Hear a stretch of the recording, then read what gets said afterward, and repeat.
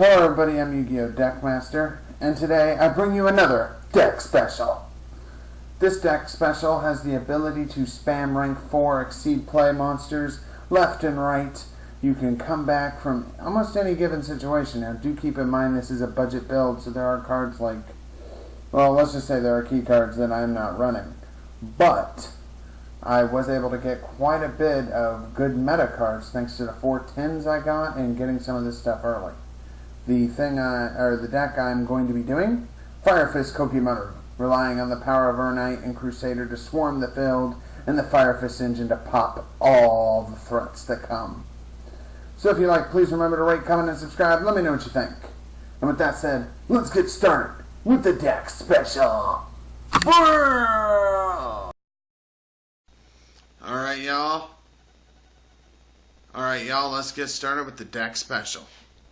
We're going to start off with 3 koa'ki Urnites. Urnite has the ability to special summon koa'ki from the deck and go straight into rank 4 plays. He's the key engine of the deck, and if you can get him out in an Iron Core to hand, because that's the only cost you have, you can pretty much dominate the field. His comrade in crime, oops, there we go, let's scoot back. 3 Crusaders. Crusader has the added ability, besides being a rank 4 material and an easily special summon monster. If he kills a monster in battle, he gets to add a koa'ki card back from grave to hand.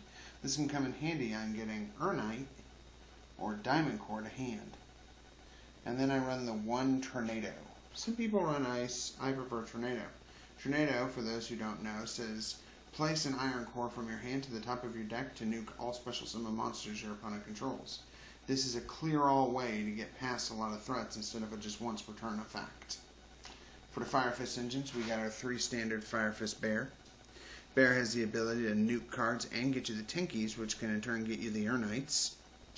We have 2 Super Gorillas, thanks to the 10s. I love that. He has the ability to nuke the back row and is a backup fodder for Bear on getting you the Tinkies. And then thanks to the 1 Cold Soldier Wolfbark, which can help get back Bear or Gorilla and go straight into an XYZ play. He's the Urnite of the Fire Fist Kingdom, pretty much. For spells, we run 3 Diamond Core. Diamond Core is probably the most versatile spell in this deck. It has the ability to banish itself to protect all koa'ki monsters from destruction for the turn.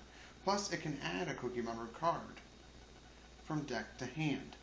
This is a great searcher and a great protection card, and it gives the deck the added consistency and protection it needs. We, of course, run our 2 Iron Core koa'ki The card doesn't really do anything on its own, but it does allow Urnite to activate its effect and go off, which is good enough. 3 Upstart Goblins. Sorry for the... let me do it like that, so...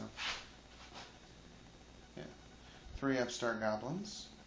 Draw power is essential, and you can take down the 3,000 pretty quickly. 1 Book of Men. Standard self-protection. 2 Forbidden Lances. Extra protection and attack decreasant. 2 Mystical Space Typhoon, just in case you come across those skill drains or macrocosmoses, things like that that you don't really want on the field.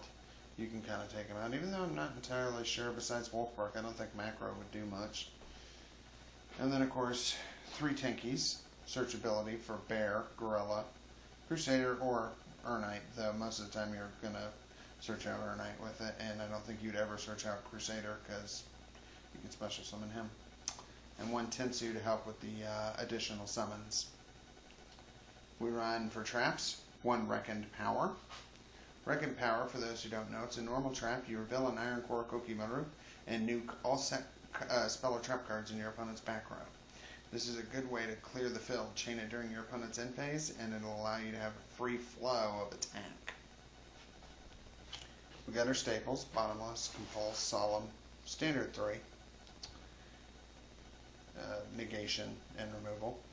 Mirror Force for Swarm Control. I know a lot of people prefer, Dimensional Prison over Mirror Force, but I'm more of a Mirror Force kind of guy. 2 breakthrough skills, because breakthrough skills negates a lot of shit and you can use it twice. And then finally, 2 Trap Tricks Nightmare. I can't afford Blackhorn of Heaven, but it works pretty similar. I mean, they special summon. Usually they're going to summon something with an effect, and when they do, and they activate it, they die. So this card helps you get rid of stuff. So it's kind of a backup, and it's decently around, what, $4 or $5 now, thanks to the Mega Pack. So it's worth it, and it'll work like Blackhorn if you can't afford Blackhorn. Now onto the extra deck. We got 1 Bujinetti Kajisuchi. Kajisuchi has the ability to prevent itself from being destroyed by anything, battle, card effects, whatever. They can sometimes save you in duels where you're faced against a monster that has the ability to destroy you. The only thing that kind of sucks about him in this deck, and the only reason why you should never run more than 1, is he makes you mill 5 cards, and in this deck that can hurt. We run 1... Let me try to get a little more light here. There we go. We run 1 Carnagorgon. He's good when monsters are summoned. Like, I've had a few mirror matches where Bear would pop up and try to pop a card on the field, and I guess not realizing I had him out or something, and I was able to use his effect to pop them, make them pop themselves. He comes in handy on those targeting effects that can be chainable, like Book of Moon, Forbidden Lance, unless it's used during the damage step. 103, because a lot of people run enhancers. This lets you get rid of it and get some draw. 2 Platinum Rare Tiger Kings. Get those Tinkies, or Tensu, and give you a nice beater. He's a good first turn setup. He's usually what I always try to go into first turn, because it pays for itself when it gets the Tinky. You activate Tinky, get an Earnite, you're able to go off again next turn, and you've got him as a 23 to 24 body, so why not? 1 Black Ship of Corn, removal. 1 Kachi Dragon. I know a lot of people are like, this card's shit, but you know what? It has won me so many games where I was able to attack into a monster and then attack directly. And then they only had like 2,000 or less life points. That got me game. So I personally like to run them when I can. I don't go into them often, but sometimes when I do, it helps me clear the field quicker.